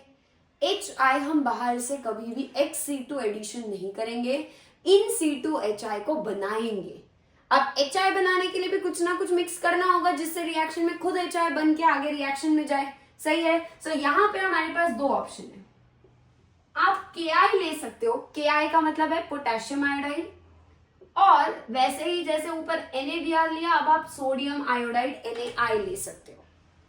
आयोडीन चाहिए इसलिए Ki या फिर NaI ले लिया। बट क्या आपको HI में से I तो यहां से मिल जाएगा, H भी चाहिए ना, और H अभी कहां से आया था, H सल्फ्यूरिक एसिड से। बट यहाँ पे आप सल्फ्यूरिक एसिड नहीं, आप फॉस्फोरिक एसिड लोगे H3PO4, और ये फॉस्फोरिक एसिड 95% होगा। आपको फॉस्फोरिक एसिड परसेंटेज ना भी याद हो, आपको एटलीस्ट फॉस्फोरिक एसिड H3PO4 याद रखिए। अब ये H3PO4 फिर से क्या है बेटा, एसिड है। हमेशा याद रखो, ज्यादातर ऑर्गेनिक में जब रिएक्शंस में H2SO4, HCl या फिर H3PO4 लिए जाते हैं, तो हो सकता है वो मेन रिएक्शन में पार्ट ना भी ले रहे हो, वो वहां पे H+ देने का काम करेंगे, और H+ देके वो मीडियम कैसा बन जाएगा बेटा, एसिडिक बनेगा। तो मीडियम को एसिडिक बनाने के लिए भी हम कभी कभी इनको ऐड कर सकते हैं। तो वो कौन सा है पहला एसिड जो हम ऐड कर सकते हैं, H2SO4, ये भी एसिड है, मीडियम को एसिडिक बनाएगा। इसका काम क्या होता है, H+ देना। वैसे H3PO4 का भी नाम क्या है, कहीं कहीं पे आप फॉस्फोरिक एसिड पढ़ोगे या फिर ऑर्थोफॉस्फोरिक एसिड, सेम है H3PO4, उनका काम है दोनों का जाके वहां पे, मतलब वहां पे उनका काम ही H+ देना है। अब H+ अकेले का काम नहीं है, क्या आपको Na और Ki में से I- मिल जाएगा, K+, I-, Na+, I-, वो I- आपके H3PO4 के H+ के साथ HI बनाएगा, और फिर आपका HI जाके अल्कोहल के साथ रिएक्ट करके RI बनाएगा। इस रिएक्शन में भी हम हीटिंग करेंगे। हमें किसी कैटलिस्ट की जरूरत पड़ी क्या, नहीं, यहाँ पे नहीं। क्यों, क्योंकि HBr और HI बहुत रिएक्टिव हैं HCl के कंपैरिजन में। HCl स्लो था इसलिए वहां पे हमें कैटलिस्ट लेना पड़ा, वो भी सिर्फ 1 डिग्री 2 डिग्री अल्कोहल के साथ, 3 डिग्री के साथ वो भी नहीं यूज करना पड़ा। HBr और HI वाले केस में तो कैटलिस्ट की जरूरत ही नहीं पड़ी, क्योंकि वो खुद ब खुद बहुत ज्यादा रिएक्टिव ऑलरेडी है। बट उनके केस में सिर्फ एक स्पेशल पॉइंट है, जो कि है उनका इन सीटू जनरेशन। जैसे ही आप NaI को H3PO4 के साथ में मिक्स कर दोगे, क्या आपका HI रिएक्शन के अंदर ही अंदर इंटरनली बन के रिएक्शन में पार्ट ले लेगा, इसीलिए ये है इन सीटू जनरेशन। अगर आप बाहर से ही HI को बना के रिएक्शन में डालते, तो वो बनाने के अंदर ही बन रहा क्या HI, नहीं, बाहर से बना बनाया HI डाल रहे, वो ex-situ जनरेशन। रिएक्शन के बाहर हमने एक्सटर्नली HI बना के फिर ऐड किया है। ये फर्क है इन सीटू और ex-situ जनरेशन का। सो आई होप आपको ये सारे मेथड्स क्लियर होंगे, कहाँ पे कैटलिस्ट यूज हो रहा है, HCl और ZnCl2 के कॉम्बिनेशन का नाम क्या है, ये दोनों में से कौन रिएक्टेंट है कौन कैटलिस्ट है, ऑर्डर ऑफ रिएक्टिविटी, ये सबसे इंपॉर्टेंट है। ये इन सीटू जनरेशन वाला भी याद रखना। यहाँ पे भी देखना, कभी कभी आपको अल्कोहल के साथ डायरेक्टली HI लिख के दिया हो सकता है, या फिर आपको वहां पे NaI के साथ H3PO4 या फिर Ki के साथ H3PO4 ये भी लिख के दिया हो सकता है। बट घूम फिर के यहाँ पे भी HI बनेगा और वही रिएक्ट करेगा, और कोई यहाँ पे रोल बाकी इसका नहीं है। ये है हमारी फर्स्ट मेथड, अल्कोहल्स और HX से मिला के अल्काइल हैलाइड्स बनाने की। ये पूरा आपको क्लियर होना चाहिए, तब हम अगला टाइप देखेंगे अल्कोहल से। और दो तरीके हैं एक्चुअली जिससे हम अल्काइल हैलाइड प्रिपेयर कर सकते हैं। वो दो तरीके जो है, ए हो गया, बी और सी जो है वो अब हम देखते हैं। पहले ये नोट कर लो अच्छे से। आइए देखते हैं अब नेक्स्ट मेथड्स। सेम, अल्कोहल को अल्काइल हैलाइड में ही कन्वर्ट करना है, बट अब हम HX को यूज नहीं करेंगे, यानी ना HCl, HBr, HI। अब हम दूसरा कुछ ऐड करेंगे अल्कोहल के साथ, बट आपका अल्कोहल अभी भी वहां पे स्टार्टिंग मटेरियल यानी आपका रिएक्टेंट है, ठीक है। पहला ऑप्शन क्या है, अब फॉस्फोरस हैलाइड्स को यूज करना है। फॉस्फोरस का सिंबल है P, हैलाइड यानी हैलोजन X। फॉस्फोरस जब हैलोजन के साथ मिलके कंपाउंड बनाता है, दो तरह के बनते हैं। P यानी एक फॉस्फोरस 3 हैलोजेंस के साथ या 3 हैलाइड्स के साथ PX3 भी बना सकता है, या फिर P 5 हैलाइड्स के साथ मिलके PX5 भी बना सकता है। इसे हम बोलेंगे फॉस्फोरस ट्राइहैलाइड, क्योंकि 3 हैलाइड्स हैं। इसे हम बोलेंगे फॉस्फोरस पेंटाहैलाइड, क्योंकि 5 हैलोजेंस वहां पे अटैच्ड है और एक फॉस्फोरस कॉमन है, ठीक। अब हम पहले ट्राइहैलाइड वाला देखते हैं, उसमें क्या क्या ऑप्शन है, फिर हम पेंटाहैलाइड पे जाएंगे। अल्कोहल ले लो ROH, किसके साथ रिएक्ट करवा रहे हो इसको, PX3 के साथ। तो मैं PX3 कुछ ऐसे दिखा रही हूं। अब इस केस में आपको क्या करना है, ROH भी 3 ले लो, 3 ROH ले लिए, ये 1 ये 2 ये 3। इसको अगर आपको एक ही जैसे आपको 3 बार नहीं दिखाना है, ये 3 बार क्यों दिखा रही हूं मैं, ताकि प्रोडक्ट लिखने के वक्त आपको समझ में आएगा कैसे हुआ था। बट इसको आपको रिएक्शन में अगर लिखना है तो आप सीधा सामने 3 लगा के 3 ROH ऐसा भी लिख सकते हैं, ठीक है। 3 ROH प्लस क्या है आपका PX3। इसी को मैंने स्ट्रक्चर बस खोल के यहाँ पे दिखाया और तीनों ROH ROH ROH अलग अलग दिखा। अब ये रिएक्शन बड़ी मजेदार है। इसमें होता क्या है बेटा, ये जो P है ना फास्फोरस, आप खुद मुझे बताना, हमें अल्कोहल को बदलना किस में है, RX में। क्या इस OH को हमें यहां से बाहर निकालना है और उसकी जगह हैलोजन को लेकर आना है। अब अगर आप PX3 को ध्यान से देखते हो, क्या आपके पास 3 हैलोजन है यहाँ पे, क्या ये तीनों ROH 3 अल्कोहल के 3 OH OH OH बाहर जाके क्या उनकी जगह 3X आ सकते हैं क्या, बिल्कुल आ सकते हैं। और रिएक्शन कैसे होगी मैं दिखा रही हूँ वहां पे। पहले वाले अल्कोहल ROH में से OH निकलेगा, उसकी जगह ये पहले वाला X आके लग जाएगा। फिर दूसरे अल्कोहल में से R में से OH निकल जाएगा, X आके लग जाएगा। तीसरा जो अल्कोहल का मॉलिक्यूल है उसमें से भी OH निकलेगा, X आके लग जाएगा। सो क्या बेसिकली इस रिएक्शन के बाद 3 RX यहाँ पे बन रहे हैं, अल्कोहल से अल्काइल हैलाइड 3 RX के मॉलिक्यूल्स एक ही टाइम पे बन गए, बट अल्कोहल भी 3 ही लिए थे। क्यों, क्योंकि 3 हैलोजेंस यहाँ से आ रहे थे। अब बाय प्रोडक्ट क्या बनेगा वो सोचो। एक फास्फोरस पे क्या आप यहां से जहां से XXX निकाले हैं, क्या वहां पे OH OH OH जाके लग जाएंगे। एक चीज याद रखना, जब भी आप कोई एक बॉन्ड तोड़ते हो, वो बॉन्ड तोड़ने के बाद आपके पास तुरंत उसका रिप्लेसमेंट होना चाहिए। जैसे आपने R और OH का बॉन्ड तोड़ा ना, यहां से ये टूटा ये टूटा ये टूटा, तभी ये OH यहां से निकले और उनकी जगह XXX आके लग गए। और ये X को यहाँ से तोड़ना पड़ा फास्फोरस से, क्या तभी यहाँ से ये X निकल के OH की जगह ले पाए, यस। सो आपने ये भी बॉन्ड तोड़ा था, ये भी तोड़ा था, आपने R और X का बॉन्ड तो बना दिया, R का बॉन्ड भी उसको वापस मिल गया X के साथ, X को भी वापस उसका बॉन्ड मिल गया R के साथ, बट फास्फोरस को अभी उसके बॉन्ड्स नहीं मिले। फास्फोरस के भी 3 बॉन्ड्स टूटे हैं ना, और ये जो OH OH OH है इनको भी अपने बॉन्ड्स अभी तक नहीं मिले जो उनका R के साथ टूटा है। सो अब ये मिलके आपका एक ही बाय प्रोडक्ट बना लेते हैं और वो होता है H3PO3। एक P 3 H 3 O H3PO3।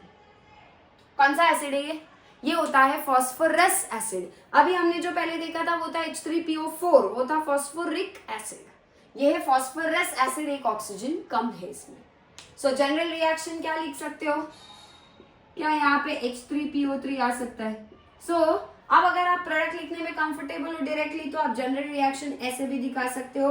अगर आपको ऐसे में फिगर आउट नहीं करने आता तो आप इस तरीके से अपना आंसर सही आना चाहिए, तरीका कैसा भी आपको ये वाला कोई भी एक तरीका आप यूज कर लो। ये हुई आपकी जनरल रिएक्शन, ठीक। अब यहाँ पे जो ये X है ना, क्या आपको ये PX3 बाहर से डालना पड़ेगा तभी वो अल्कोहल के साथ रिएक्ट होगा। ये जो X है यहाँ पे, या तो ये Cl होता है या तो ये X जो है ये Br होता है। यानी बना बनाया PX3 यानी PCl3 लेके डाल देंगे, या तो बना बनाया PBr3 वहां पे ऐड कर देंगे और वो जाके रिएक्ट करेगा। इस केस में आपका आयोडीन या फ्लोरीन नहीं होता है, Pi3 नहीं होता है, PCl3 जरूर होता है। ये PX3 क्या होगा, अगर XCl हुआ तो PCl3, या फिर Br हुआ तो ये क्या होगा PBr3। पर ये Pi3 जैसा ऐसा कुछ नहीं होता है, ना PF3 जैसा कुछ होता है। PCl3 और PBr3 ये दोनों है, ठीक। अब आता है अगला जो कि है, अब इसमें और एक ऑप्शन है। मान लो आपने ठान ली कि नहीं, यहां से तो RX, अगर आपने PCl3 लिया तो क्या बनेगा, RCl बनेंगे 3, PBr3 लिया तो यहाँ पे 3 Br आके लगेंगे तो वो अल्काइल ब्रोमाइड बनेगा। अब आपने ठान लिया नहीं, मुझे फास्फोरस यूज करके, फास्फोरस हैलाइड को यूज करके आयोडीन लेकर आना है, मुझे क्लोरीन ब्रोमीन नहीं चाहिए, तो उसका भी ऑप्शन है, बट वो अलग तरीका है थोड़ा सा। अब करना क्या है वो देखो, ये हुआ फर्स्ट, ठीक है। अब सेकेंड देखते हैं। अल्कोहल ले लो ROH, इसके साथ आपको करना क्या है, डायरेक्टली आप PX3 यानी PBr3 या PI3 या PCl3 ऐड नहीं करेंगे। अब हम लेंगे रेड फॉस्फोरस। फॉस्फोरस के काफी सारे एलोट्रॉप्स हैं, उसमें से एक उसका फॉर्म जो होता है नेचर में जो मिलता है, हम रेड फॉस्फोरस को उठाएंगे, रेड फॉस्फोरस को और हैलोजन X2 को। अब ये X2 कौन हो सकता है, या तो आपका ब्रोमीन हो सकता है या तो आयोडीन। अब क्लोरीन नहीं चलेगा, ब्रोमीन या फिर आयोडीन चलेगा। करना क्या है, देखो आपको फॉस्फोरस का रेड फॉस्फोरस वाला फॉर्म लेना है, उसको गर्म करना है, और उसको गर्म करने के बाद ये जो ब्रोमीन या आयोडीन, यही दोनों ऑप्शंस है। पहले ऊपर क्या था ऑप्शन, क्लोरीन या तो ब्रोमीन। अब क्लोरीन नहीं है, ब्रोमीन या आयोडीन के साथ ये वर्क करेगा। रेड फॉस्फोरस के ऊपर से जो गरम गरम ट्यूब होगी रेड फॉस्फोरस की, उस पे से हम ब्रोमीन या आयोडीन को पास करेंगे।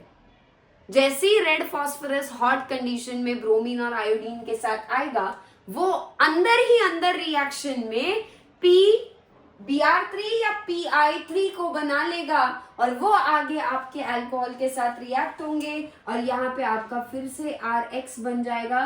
और अब ये X फिर से क्या होगा, अगर आपने ब्रोमीन लिया हुआ तो X Br होगा, या फिर X जो है वो I होगा अगर आपने आयोडीन डाला तो। फिर से रिपीट कर रही हूं, अल्कोहल लेना है। पहला ऑप्शन क्या था, डायरेक्टली PCl3 डाल दिया, रिएक्शन हो गई। डायरेक्टली PBr3 डाल दिया, रिएक्शन हो गई। दूसरा ऑल्टरनेटिव, डायरेक्ट PCl3 PBr3 नहीं, अब हम रेड फॉस्फोरस को लेंगे, उसके ऊपर से क्लोरीन नहीं, ब्रोमीन या आयोडीन के केस में ये वर्क करेगा, और ये रिएक्शन होने के बाद OH की जगह या तो ब्रोमीन लग जाएगा अगर ब्रोमीन लिया होगा आपने, अगर आप आयोडीन पास करोगे तो यहाँ पे I लग जाएगा, पर बनेगा आपका एल्काइल हैलाइड ही। सो ये क्या है, क्या ये इन सीटू जनरेशन है फॉस्फोरस हैलाइड का? यस, फॉस्फोरस हैलाइड बना बनाया नहीं डाला हमने, फॉस्फोरस और हाइड्रोजन दोनों को मिक्स करके रिएक्शन में ही बनने दिया फॉस्फोरस का हैलाइड, और फिर उसको रिएक्शन में पार्ट लेने दिया। ये है again in situ generation phosphorus halide का। ये कैसा था, क्या आपने बना बनाया PX3 बाहर से डाला था तो ये था XC2, एक्सटर्नली PX3 बनाया था और उसको मिलाया था। ये आपका इन सीटू है, अंदर ही अंदर फॉस्फोरस हैलाइड बनेगा, हमने सिर्फ फॉस्फोरस और हाइड्रोजन को डाल के अपना काम खत्म कर दिया। क्लियर है? अब ये तो हुई ट्राई हैलाइड्स की बात, दोनों भी ट्राई हैलाइड है। अब हमें बात करनी है फॉस्फोरस पेंटा हैलाइड्स की। सो थर्ड रिएक्शन जो इसमें आती है वो है ROH लेना है, साथ में लेना है PX5, और अब जो X होता है वो सिर्फ क्लोरीन होगा, क्योंकि PX5 जब बनता है ना, PX5 यानी आपका पेंटा हैलाइड जब बनता है तो वो सिर्फ क्लोरीन के साथ बनता है, PBr5 PI5 नहीं होगा, तो आप PCl5 लिख लो डायरेक्टली, और कोई ऑप्शन नहीं है। तो पेंटा हैलाइड में सिर्फ कौन सा ऑप्शन है हमारे पास, PCl5। इनकी जब रिएक्शन होगी तो एक R यहां से एक Cl को पहले उठाएगा, क्या बन जाएगा, क्या R और Cl बन जाएंगे, RCl बन जाएगा। क्या हुआ, OH निकल गया और OH की जगह PCl5 में से एक Cl आके लग गया। अब यहाँ पे आपको H दिखाई दे रहा है ना, OH वाला, क्या ये OH निकलेगा तभी उसकी जगह Cl आएगा। अब OH बाहर निकला है तो उनका कोई ना कोई बाय प्रोडक्ट तो बनना चाहिए, तो ये जो H है, ये H यहाँ से और एक Cl को उठाएगा, तो 5 Cl में से एक और Cl के साथ किसके साथ चला जाएगा, H के साथ, तो H और Cl मिलके HCl बना लेंगे, राइट।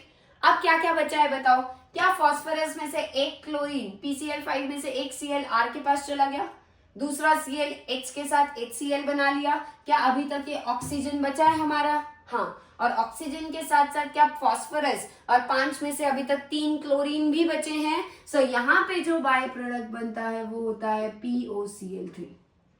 फिर से देखो कैसे हुई रिएक्शन, ROH लिया, PCl5 ले लिया, R और एक Cl का बॉन्ड बन गया, 5 में से कितने Cl बचे, अभी भी 4, H निकलेगा बाहर, वो एक Cl के साथ HCl निकल गया, 5 में से अभी भी 3 Cl बचे हैं, एक ऑक्सीजन, ये फॉस्फोरस और ये 3 Cl मिलके POCl3 बना लेंगे। सो इस तरह से क्या हमने हर जगह अल्कोहल से फिर से हमारे अल्काइल हैलाइड्स बनाए, कभी हमने अल्काइल क्लोराइड ब्रोमाइड बनाए, कभी हमने अल्काइल क्लोराइड ब्रोमाइड और आयोडाइड बनाए, कभी हमने सिर्फ अल्काइल क्लोराइड बनाया। अलग अलग तरीके से फास्फोरस हैलाइड से भी अल्कोहल को अल्काइल हैलाइड में कन्वर्ट किया जा सकता है। ट्राई हैलाइड हो सकता है, पेंटा हैलाइड हो सकता है, या फिर ऐसा इन सीटू जनरेशन भी हो सकता है। ऐसा लिखा हो, आपको ध्यान किस पे देना है? आपको बस फास्फोरस के तरीके पता चल गए ना क्या क्या है। अब आपको जब भी अल्कोहल दिखा, सीधा जो भी हैलाइड वहां दिया होगा ना, OH को हटाना, उस हैलाइड को लगा देना। As simple as that. आपको और कुछ ज्यादा याद रखने की जरूरत नहीं है। बोर्ड्स के हिसाब के ऑफकोर्स आपको ये मेथड्स पूरे आने चाहिए, आपको बाय प्रोडक्ट्स वगैरह भी लिखने आने चाहिए, वो भी कैसे कैसे लिखने मैंने आपको एक्सप्लेन कर दिया है। अब चलते हैं हमारी आखिरी मेथड, अल्कोहल्स को अल्काइल हैलाइड में कन्वर्ट करने की आखिरी मेथड है। क्या यूज करना है? Thionyl chloride. लास्ट पेज पे जहां पे लर्न करने के लिए मैंने बोला है लिस्ट बनाने के लिए, वहां पे लिखो थायो इज इक्वल टू सल्फर और अजा इज इक्वल टू नाइट्रोजन। ये याद रखो वर्ड्स। ऑर्गेनिक में सल्फर को बताने के लिए, लाइक सल्फर की कभी बात हो रही होगी तो उसकी जगह आपको ये थायो वर्ड यूज होता हुआ दिखता है, और नाइट्रोजन की जब बात होती है किसी कंपाउंड्स में, तो वहां पे कभी कभी ये अजा वर्ड भी यूज होता है। आगे आएगा वो हम देखेंगे। थायोनिल क्लोराइड आया है क्या थायो वर्ड? और थायो से फटाफट आपको क्या याद आना चाहिए? सल्फर से जुड़ा हुआ होगा ये, ठीक। सो आपको फटाफट रिएजेंट का फॉर्मूला, एक बार अगर आपको हिंट मिल गई कि थायो इज रिलेटेड टू सल्फर, क्या आप फटाफट से प्रेडिक्ट कर लोगे कि यस, इस फॉर्मूला में कहीं ना कहीं सल्फर इन्वॉल्व है, और सल्फर है और साथ में क्लोराइड लिखा है, दैट मीन्स क्लोरीन भी इन्वॉल्व है। सो इस थायोनिल क्लोराइड का जो फॉर्मूला होगा वो होगा SOCl2। बट जैसे यही नहीं पता है कि थायो इज रिलेटेड टू सल्फर, तो आप अगर फॉर्मूला भूल भी गए तो आपको वापस फॉर्मूला तक पहुंचना विल बिकम डिफिकल्ट। सो ये याद होना चाहिए, इसीलिए इसको लर्न करने के लिए कहा है, तो लिख लो लिस्ट में। अब क्या करना है? फिर से लेने हैं हमारे प्रिय अल्कोहल्स ROH, साथ में क्या ले लेंगे? SOCl2। SOCl2 थायनिल क्लोराइड को लेना है। अल्कोहल साथ में थायनिल क्लोराइड को ले लिया, क्या होगा? हमारा काम तो सिंपल है, कब से OH को हटा के X लगा रहे हैं वही करेंगे। OH को हटाएंगे और OH की जगह Cl, SOCl2 है, थायोनिल क्लोराइड है, थायनिल ब्रोमाइड है क्या? नहीं। थायनिल आयोडाइड है क्या? नहीं। स्पेसिफिकली थायनिल क्लोराइड ही है क्या? आपका फिर यहाँ पे क्लोरीन ही आने का चांस है, ब्रोमीन आयोडीन नहीं आएगा। तो इस मेथड से क्या बनेंगे? क्या इस मेथड से सिर्फ और सिर्फ अल्काइल क्लोराइड ही बनेगा? यस। अब बाय प्रोडक्ट देखो, एक Cl यहां से निकल गया ना R के साथ, ठीक है, R, और एक Cl यहां से SOCl2 में से मिलके RCl बन गया। क्या बना है ये आपका? Alkyl chloride.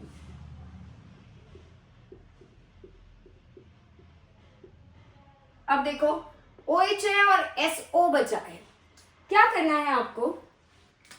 एक O और SO इनको बाहर निकालना है साथ में। SO मतलब एक ऑक्सीजन ऑलरेडी है, और ये जो OH वाला O है वो भी उसके साथ मिलके क्या SO2 बन जाएगा? यस, SO2 का नाम है सल्फर डाइऑक्साइड, क्योंकि दो ऑक्सीजन है, और ये क्या होती है? गैस होती है। प्लस क्या बचा पीछे? क्या आपका यहाँ से OH में से H बचा, और यहाँ से एक Cl अभी भी बचा है क्या? क्या आपके यहाँ से HCl वाला प्रोडक्ट बन जाएगा? अब HCl क्या होता है बताना जरा। क्या HCl यानी हाइड्रोक्लोरिक एसिड, अभी मैंने आपको बोला था ये गैस होती है वैसे तो, ठीक है। सो क्या आपके ये दो बाय प्रोडक्ट्स दोनों भी गैसेस हैं? अब कहीं कहीं पे स्टूडेंट्स को बहुत बार ये माइंड में मिसअंडरस्टैंडिंग रहता है कि HCl लिक्विड है। क्यों? क्योंकि आप बोलते हो अरे लैब में तो हम HCl लेते हैं तो वो तो लिक्विड होता है उस कंटेनर के अंदर, ग्लास के जार के अंदर, तो आप कैसे बोल रहे हो गैस है? बेटा HCl रूम टेम्परेचर पे गैस ही होता है। जो आप लैब में लिक्विड यूज करते हो ना, वो होता क्या है? वो पानी होता है, और वाटर के अंदर हाई प्रेशर लगा के HCl गैस को डिसॉल्व करवाते हैं। तो वो जो आपके पास है वो प्योर HCl नहीं है, बल्कि वो HCl का वाटर के साथ बनाया गया सोल्यूशन होता है, और उस सोल्यूशन को अब यहाँ पे HCl वाटर वाला नहीं बन रहा है, यहाँ पे HCl गैस ही बनेगा। अब बताओ, ये आपका अल्काइल क्लोराइड है, ये होगा लिक्विड। अब ये लिक्विड होगा, ये पीछे ही रह जाएगा ना, कंटेनर ओपन है, क्या ओपन कंटेनर में जैसे ही SO2 गैस बनेगी, जैसे जैसे रिएक्शन होगी SO2 गैस बाहर निकलती चली जाएगी, जैसे जैसे HCl गैस बनेगी निकलती चली जाएगी, पीछे लास्ट में कौन बचेगा? क्या आपका सिर्फ प्योर अल्काइल क्लोराइड बचेगा और कोई बाय प्रोडक्ट वहां पे बचेगा ही नहीं। क्यों? क्योंकि ये इस रिएक्शन का एडवांटेज भी माना जाता है कि यहाँ से हमें प्योर अल्काइल क्लोराइड मिलता है, और प्योर अल्काइल क्लोराइड बनने के लिए रिस्पॉन्सिबल कौन है? आपके जो बाय प्रोडक्ट्स है, ये गैसेस होने की वजह से वहां से एस्केप हो जाएंगे, निकल जाएंगे, और फिर आपका प्योर अल्काइल क्लोराइड ही बचेगा, और इसके पीछे बाय प्रोडक्ट्स का गैसेस होना ये जिम्मेदार है। और इसीलिए अगर आपको कभी अगर रीजन पूछा जाता है या फिर पूछा जाता है कि कौन सी बेस्ट मेथड है अल्काइल क्लोराइड्स को प्रिपेयर करने के लिए, सो अल्काइल क्लोराइड्स को प्रिपेयर करने का बेस्ट मेथड है थायनिल क्लोराइड यूज करना, क्योंकि उसमें प्योर अल्काइल क्लोराइड बनता है, जो इस मेथड का एडवांटेज है। बाय प्रोडक्ट्स गैसेस है जो निकल जाएंगे, इसीलिए इस मेथड को हम हमेशा प्रायोरिटी देते हैं। सो इस तरीके से अल्कोहल से अल्काइल हैलाइड में कन्वर्ट करने का ये थी पूरी कहानी। लिख लो फटाफट। सो फर्स्ट मेथड अल्कोहल्स वाली सबको क्लियर होगी। अब जो सेकंड मेथड है, जिस तरीके से हम अपने अल्काइल हैलाइड्स को सिंथेसाइज करने वाले हैं, वो है फ्रॉम हाइड्रोकार्बन्स। हाइड्रोकार्बन्स क्या होते हैं? ऐसे कंपाउंड जिनमें कार्बन और सिर्फ हाइड्रोजन होना चाहिए, कोई ऑक्सीजन नहीं, कोई नाइट्रोजन नहीं, कोई सल्फर नहीं, कोई हैलोजन नहीं, कुछ नहीं। आपके हाइड्रोकार्बन्स में सिर्फ क्या होना चाहिए? कार्बन और हाइड्रोजन होने चाहिए। कितने भी चलेंगे but only carbon and hydrogen. So अब हम फर्स्ट देखते हैं हाइड्रोकार्बन्स में एल्केन्स को यूज करके अल्काइल हैलाइड्स कैसे बनाएंगे। ठीक है, व्हाट आर एल्केन्स? एल्केन्स की पहचान होती है सारे बॉन्ड्स कैसे होने चाहिए, carbon carbon bond single bonds.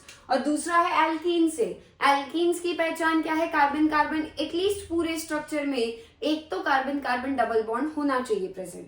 सो एल्केन ले लेते हैं कोई भी, मान लेते हैं ये ले लिया मीथेन। ठीक है, और मीथेन को स्ट्रक्चर कैसे बनाओगे आप? कार्बन और उस पर क्या जुड़े हैं? यहाँ पे हाइड्रोजन जुड़े होंगे, कितने? 4। सो ये रहे आपके 4 हाइड्रोजन्स। ठीक है, कौन सा बॉन्ड है? हाइड्रोकार्बन्स है। हाइड्रोकार्बन्स में एल्केन्स हैं। एल्केन्स में कौन से बॉन्ड्स होंगे? या तो कार्बन कार्बन के सिंगल बॉन्ड्स होंगे और इन कार्बन्स के ऊपर हाइड्रोजन जुड़े होंगे, तो कार्बन कार्बन के साथ साथ क्या कार्बन हाइड्रोजन वाले बॉन्ड्स भी यहाँ पर होने वाले हैं। आपको इसको ट्रीट करवाना है, एल्केन्स को ट्रीट करवाना है आपके हैलोजन X2 के साथ। बट ये रिएक्शन जो होती है ये किस तरीके से होती है? सो ये होती है free radical halogenation method. Mechanism क्या है यहाँ पे? फ्री रेडिकल हैलोजनेशन है, और फ्री रेडिकल्स इस रिएक्शन में इस मैकेनिज्म के वक्त बनते हैं, और इसीलिए एल्केन से जब हम बनाते हैं अल्काइल हैलाइड्स, सो उस मैकेनिज्म का नाम जो है ये दिमाग में हमेशा रखना है, फ्री रेडिकल मैकेनिज्म है। फ्री रेडिकल्स कैसे बनते हैं मुझे एक बात बता दो। क्या फ्री रेडिकल्स बनने के लिए या तो आपको सनलाइट या फिर हीटिंग देना पड़ेगा। सो इसीलिए आपको जब भी कभी ऐसा दिखाई दे कि एक कोई हाइड्रोकार्बन लिया है जो कि एक एल्केन है, और एल्केन के साथ साथ आपको X2 यानी हैलोजन है, और हैलोजन के साथ एरो पे लाइट या फिर हीटिंग लिख कर दिया है, तो फिर समझ जाना कि यहाँ पे वो क्या करवाना चाहते हैं, फ्री रेडिकल मैकेनिज्म। यूजुअली जब भी आपको किसी रिएक्शन में एरो पे लाइट लिखा हुआ दिखाई देगा या H न्यू ऐसा भी लिखा हो सकता है, जो फोटोन है आपका यानी सनलाइट, लाइट या H न्यू या आपका सनलाइट या फिर हीटिंग ऐसा कुछ दिया होगा, तो समझ लेना वहां पे फ्री रेडिकल मैकेनिज्म ही हो सकता है। अब क्या होने वाला है यहाँ पे? कार्बन और हाइड्रोजन का जो बॉन्ड है ना, इसका होमोलिसिस होता है। होमोलिसिस होके यहाँ पे फ्री रेडिकल्स बनते हैं। हमें मैकेनिज्म में नहीं जाना है, बट क्या हो जाएगा, कार्बन पे से हाइड्रोजन निकल जाएगा और हाइड्रोजन की जगह जो भी हाइड्रोजन X होगा वो आके लग जाएगा। तो आप बताओ, CH4 था पहले, 4 हाइड्रोजन थे या नहीं? अब CH3 होगा क्योंकि 3 हाइड्रोजन होंगे, बट एक हाइड्रोजन की जगह क्या आके लग जाएगा? क्या आपका हाइड्रोजन X लग जाएगा। अब क्या ये आगे अगर मान लो कंटेनर लिया, कंटेनर में आपने CH4 ले लिया, CH4 में आपने क्या कर दिया, हैलोजन X2 मिला दिया, साथ में आप सनलाइट एक्सपोज कर रहे हो। जैसे ही रिएक्शन होगी पहले क्या ये CH3X बनेगा? क्या एक हैलोजन आके रिप्लेस हुआ है तो आप इसे मोनो हैलोजन बोलोगे या नहीं? यस। बट क्या और भी CH बॉन्ड अभी बचा है? CH3X का स्ट्रक्चर कैसा होगा? 3 हाइड्रोजन वाले बॉन्ड जो है कार्बन पे वो अभी भी वही होंगे, बट एक हाइड्रोजन की जगह X आके लग गया, ये वाला। ये अभी फिलहाल क्या है? मोनोहैलोजन है। बट क्या अभी और भी CH के बॉन्ड्स है या नहीं? अगर अभी भी तक, क्या हमने सनलाइट को स्टॉप किया? नहीं, अभी भी वो रिएक्शन में जैसे ही ये बनेगा आपका मोनोहैलोजन, अभी भी सनलाइट भी वहां है और आपका X2 भी वहीं कंटेनर में है। क्या आपकी ये रिएक्शन आगे बढ़ सकती है या नहीं? क्या सनलाइट की वजह से और X2 होने की वजह से फ्री रेडिकल मैकेनिज्म आगे बढ़ सकता है? बिल्कुल बढ़ सकता है। और क्या आपको यहाँ पे ये CH वाला बॉन्ड दिखाई दे रहा है? और एक क्या ये भी CH का बॉन्ड फ्री रेडिकल्स बना सकता है? यस। और ये वाला हाइड्रोजन भी यहाँ से अब निकल जाएगा और ये हाइड्रोजन यहाँ से निकल के इसकी जगह भी एक हाइड्रोजन और आके लग जाएगा। क्या बनेगा? CH3 में से 2 ही हाइड्रोजन बचेंगे अब CH2, और एक X ऑलरेडी था और एक X आके वहां पे लग जाएगा CH2X2। और कैसा दिख रहा है CH2X2? ये वाले H की जगह क्या लग गया? मान लो सेम जगह पे दिखाते X, यहाँ पे भी ऑलरेडी क्या था? X, पर अभी भी 2 हाइड्रोजन बचे हैं या नहीं? यस। क्या अभी और भी हाइड्रोजन और कार्बन के बॉन्ड है? हैं। कार्बन हाइड्रोजन बॉन्ड के फ्री रेडिकल्स बनेंगे होमोलिसिस होने के बाद। होमोलिसिस वगैरह basic principles of organic chemistry में कवर किया जाएगा। कार्बन हाइड्रोजन बॉन्ड की होमोलिसिस होगी, फ्री रेडिकल बनेंगे। आपको सिर्फ इतना याद रखना है, हाइड्रोजन हटेगा, हाइड्रोजन की जगह हैलोजन आके लगेगा। क्या और भी CH वाले बॉन्ड्स हैं अभी भी? क्या इनका भी होमोलिसिस हो सकता है? हो सकता है। और क्या इधर से भी H निकल के और एक X आके लग सकता है? यस। कितने X हो जाएंगे टोटल फिर स्ट्रक्चर में? ऑलरेडी 2 है और एक X आके लग जाएगा तो 3X। क्या आपका ट्राइहैलाइड बन जाएगा? और ये भी अगर हो गया तो टेट्राहैलाइड बन जाएगा। मोनोहैलाइड बना, डाइहैलाइड बना, ट्राइहैलाइड, टेट्राहैलाइड। क्या ऐसे पॉलीहैलोजेंस भी बन सकते हैं? फिलहाल तो यहाँ पे 4 ही लग सकते हैं क्योंकि 4 ही हाइड्रोजन है। करेक्ट, ज्यादा से ज्यादा 4 ही हाइड्रोजन लगेंगे। बट अगर 2-3 कार्बन वाला आपने एल्केन ले लिया, क्या वहां पे मल्टीपल कार्बन हाइड्रोजन बॉन्ड्स होंगे? और मल्टीपल कार्बन हाइड्रोजन बॉन्ड्स पे क्या मल्टीपल XXX आके रिप्लेस हो सकते हैं? क्या पॉलीहैलाइड्स बनेंगे? यस। क्या आपको कभी भी प्योर मोनोहैलोजन यहाँ से मिलेगा? नहीं। और इसीलिए ये इस मेथड का डिसएडवांटेज माना जाता है। सो इस मेथड का सबसे बड़ा डिसएडवांटेज यही है कि यहाँ पे इम्प्योर प्रोडक्ट्स बनेंगे, या फिर आप बोल सकते हो कि यहाँ पे मिक्सचर बनता है प्रोडक्ट्स का, कोई भी सिंगल प्रोडक्ट यहाँ पे फॉर्म नहीं होगा। क्या बनेंगे यहाँ पे? Mixture of products. पॉलीहैलाइड्स बनेंगे, मोनो, डाई, ट्राई सारे बन सकते हैं और इसीलिए मिक्सचर बनेगा, कोई एक प्योर नहीं बनेगा, और वही इसीलिए हमारे लिए डिसएडवांटेज की तरह काम करता है। सो ये डिसएडवांटेज आई होप क्लियर होगा। अब एक काम करते हैं, यहाँ तो एक ही कार्बन था ना, अब एक काम करते हैं, ब्यूटेन ले लेते हैं। ब्यूटेन में कितने कार्बन होंगे? 4। कैसा होगा ब्यूटेन का स्ट्रक्चर? CH3 होगा, फिर होगा आपका CH2, फिर से होगा आपका CH2 और फिर होगा CH3, राइट। सो एक काम करती हूँ मैं, इनके सबके बॉन्ड्स जो है हाइड्रोजन के साथ वो दिखा देते हैं, ठीक। अब इस मेथड में हमेशा एक याद रखना, जब भी आप हैलोजनेशन, कौन सा फ्री रेडिकल वाला एल्केन्स का करवाओगे ना, तो सबसे पहले स्ट्रक्चर को सिमेट्री है या नहीं, कुछ सिमेट्रिकल है क्या, कहीं से भी आप मॉलिक्यूल को बिल्कुल इक्वल पार्ट्स में डिवाइड कर पाओगे क्या, थोड़ा सा उस तरीके से दिमाग लगाना और फिर प्रोडक्ट लिखने की कोशिश करना। कैसे करना है वो बताती हूँ।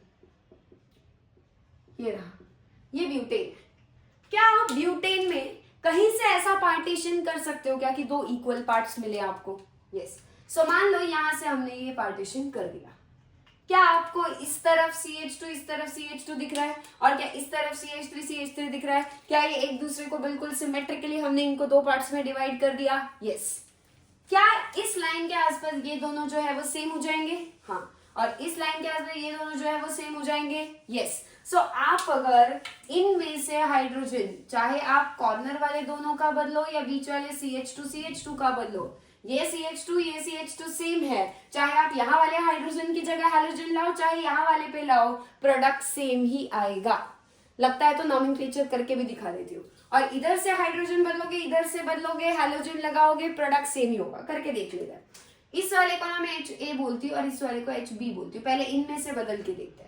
पहले इधर वाला ये HA निकालते हैं और HA से मिलने वाला जो प्रोडक्ट है वो बनाते हैं।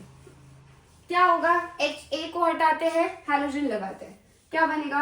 कार्बन पे अभी भी क्या होंगे, 2 हाइड्रोजन होंगे, और क्या यहाँ पे हाइड्रोजन X लगा होगा। ये बीच में जो CH2 है और जो CH3 है उनको मैं वैसे ही रखी हूँ, जहां रिएक्शन हुई है वहां पे ही दिखाया है। ये आपका X आ गया, बट किस जगह पे आया, A की जगह पे, राइट। इसको X मान लेते हैं, और ये A वाली की है, यहाँ A लिख रही हूँ। अब B वाला रिप्लेस करते हैं। जब B वाला रिप्लेस होगा हाइड्रोजन, ये वाला, क्या उसकी जगह हाइड्रोजन लग जाएगा। अब ये वाला पार्ट जो है ये डिस्टर्ब नहीं होगा, बट यहाँ हाइड्रोजन लगेगा। बनाओ स्ट्रक्चर, CH3 लेफ्ट वाला वैसे ही है, CH2 और लास्ट वाला जो CH3 था उसका एक हाइड्रोजन हटेगा और उसकी जगह हाइड्रोजन X आके लग जाएगा। करेक्ट, ये B से बना है। मैंने क्या कहा था कि यहां से H निकले या यहां से H निकले, जब ये लाइन से बिल्कुल सेम डिस्टेंस पे कौन कौन है, क्या ये दोनों कार्बन और उनके हाइड्रोजन सेम होंगे, क्योंकि ये दोनों जस्ट लाइन के पास है, और ये उससे आगे है तो ये दोनों सेम होंगे, बराबर है। इस तरीके से आगे, और अगर मान लो इस तरफ एक कार्बन इस तरफ एक कार्बन लगाए तो वो दोनों सेम हो जाएंगे। तो मैंने कहा था ये और ये सेम प्रोडक्ट देंगे। देखते हैं, इसका नामकरण करना जरा। मान लो यहाँ क्लोरीन होगा, क्या बोलोगे इसको आप, 1 2 3 4 कार्बन है तो ब्यूटेन, और क्या ये 1 पे अटैच्ड होगा, क्योंकि नंबरिंग आप अभी यहाँ से शुरू करोगे क्योंकि हाइड्रोजन के पास में वही है। क्या आप इसका नाम मान लेते हैं, यहाँ क्लोरीन है ये, ठीक है, क्या होगा इसका नाम, क्या ये 1 क्लोरोब्यूटेन होगा। यस, इसका नाम कैसे दोगे आप, मान लो ये भी आपका क्लोरीन ही है, बट क्या अब आप नंबरिंग राइट साइड से शुरू करोगे, क्योंकि क्लोरीन के पास आनी चाहिए नंबरिंग 1 2 3 4, फिर से 4 कार्बन और फर्स्ट पोजीशन पे क्लोरीन, क्या ये भी 1 क्लोरोब्यूटेन ही है। क्या इसको उठा के, ये ऐसे है ना, इसको उठा के मैंने ऐसे घुमा दिया, क्या यही स्ट्रक्चर बनेगा। ये दोनों स्ट्रक्चर्स इक्विवेलेंट है। सो आपको क्या यहाँ से A और B, इनमें से आप दोनों कार्बन, ये दोनों कार्बन कैसे हैं, इक्विवेलेंट है, क्योंकि लाइन जब हमने बीच में से पार्टीशन निकाला तो ये दोनों बराबर हुए, ये दोनों बराबर हुए, तो इन दोनों में से आप कहीं से भी हाइड्रोजन निकालोगे ना, आपको एक ही तरीके का प्रोडक्ट मिलेगा। तो हम क्या बोल सकते हैं कि A और B दोनों सेम है। ये मैंने आपको IUPAC करके भी प्रूव कर दिया। कभी भी दो स्ट्रक्चर अगर आपके सामने गिवन है, वो सेम स्ट्रक्चर्स, आइडेंटिकल स्ट्रक्चर्स है या नहीं, वो सोचने से पहले ये मत सोचना रही यहाँ तो हाइड्रोजन लेफ्ट में है या राइट में है, ये सेम नहीं हो सकते, नहीं, फ्लिप करना है बस। और फ्लिप करने का दिमाग नहीं भी चला फिर भी इसका IUPAC नेम लिखो, रूल्स पता है, इसका लिखो, दोनों सेम आए मतलब ऑब्वियसली स्ट्रक्चर सेम है, उनका नाम ही IUPAC में सेम है, तो मतलब वो बस ड्रॉ करने का तरीका, रिप्रेजेंटेशन अलग है और कोई डिफरेंस उनमें नहीं। क्या अब फिर ये मैंने आपको प्रूफ कर दिया, अगले प्रूफ को आप खुद करके देख लेना। क्या करोगे, इसको मान लो C, इसको मान लो D। एक बार C वाला इस कार्बन का हाइड्रोजन X से रिप्लेस करके स्ट्रक्चर बनाओ, सिर्फ इसको, या एक टाइम पे एक ही करना है, दो एक साथ नहीं करना है। सिर्फ C होगा या सिर्फ A या सिर्फ B या सिर्फ D। मैंने पहले सिर्फ A किया फिर B किया, उनको प्रूफ किया। अब आप C और D में कह रही हूँ सेम होंगे, क्यों सेम होंगे, क्योंकि लाइन से इधर एक तरफ C है एक तरफ D है। अब आप क्या करोगे, एक बार C हाइड्रोजन को रिप्लेस करो, हाइड्रोजन लगाओ, प्रोडक्ट बनाओ, IUPAC नेमिंग करो, वो आएगा। यहाँ क्लोरीन होगा ना, और यहाँ क्लोरीन होगा तो क्या यहाँ से नंबरिंग 1 2, क्या वो 2 क्लोरोब्यूटेन होगा। यस, ये दोनों क्या है 1 क्लोरोब्यूटेन, ये एक तरीके का प्रोडक्ट आ गया। प्रोडक्ट नंबर 1 A और B से सेम आया था। अब इधर D पे लगा दो, C पे देख लिया क्या मिल रहा है, 2 क्लोरोब्यूटेन, चेक करते रहना, आप स्ट्रक्चर बनाते रहो। D पे करो, D पे क्लोरीन अटैच्ड होगा तो क्या बनेगा, यहां से नंबरिंग शुरू होगी ना 1 2, क्या वो भी 2 क्लोरोब्यूटेन ही होगा। यस, यानी प्रोडक्ट के नाम बिल्कुल आइडेंटिकल आ रहे हैं, मतलब वो प्रोडक्ट के स्ट्रक्चर भले ही Cl यहाँ हो, वो फ्लिप करके देखना सही आएगा, सेम आएगा, और इसीलिए वो आइडेंटिकल होंगे।